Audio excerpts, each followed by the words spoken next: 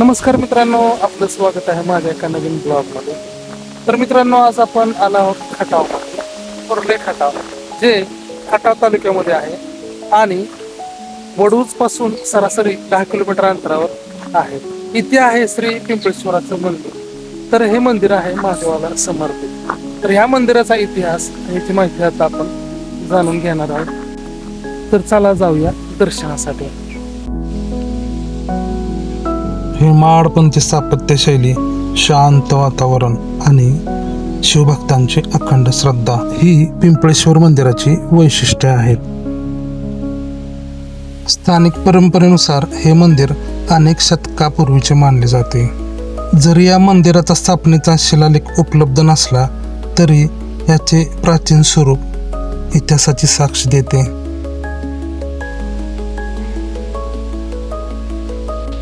या मंदिराचं काम हेमाडपंथी आहे.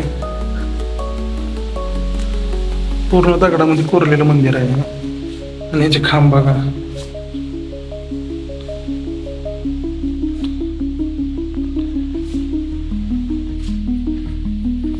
अतिशय सुंदर मंदिर आहे.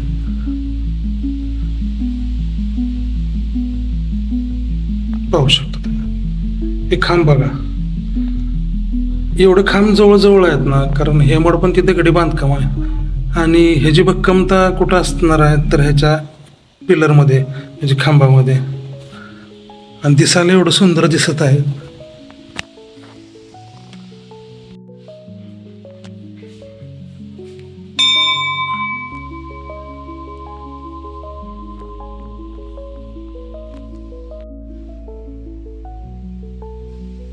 या मंदिरातील शिवलिंग हे स्वयंभू असल्याची भक्तांची श्रद्धा आहे.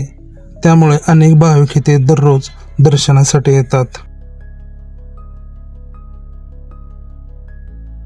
श्रावण महिन्यात प्रत्येक सोमवारी आणि महाशिवरात्रीला अनेक भाविक इथे दर्शनासाठी येतात आणि त्यामुळे येथील वातावरण अतिशय भक्तिमय होऊन जाते.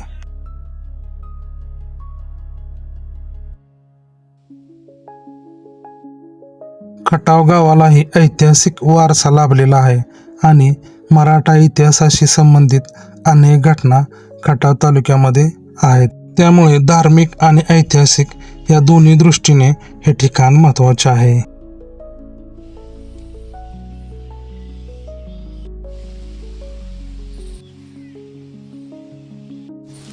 तर अशा प्रकारे आपण श्री पिंपळेश्वर मंदिर म्हणजे महादेवाचं दर्शन घेतलेलं आहे. तर तुम्हाला हे मंदिर बघायचं असेल, हे मंदिर अतिशय छान आहे आणि तुम्हाला जर हे मंदिर बघायचं असेल, दर्शनाला यायचं असेल तर तुम्ही खटाव वडूजपासून पुसेगाव रोडला 10 किलोमीटर अंतरावर आहे. तर या मंदिराच्या दर्शनासाठी अवश्य. प्राचीन मंदिर आहे, ऐतिहासिक मंदिर आहे. तर हा तुम्हाला ब्लॉग कसा वाटला हे तुम्ही कमेंट करून सांगा आणि सबस्क्राईब तेवढं करून जावा आणि आणि मंदिर बघाय नक्की या.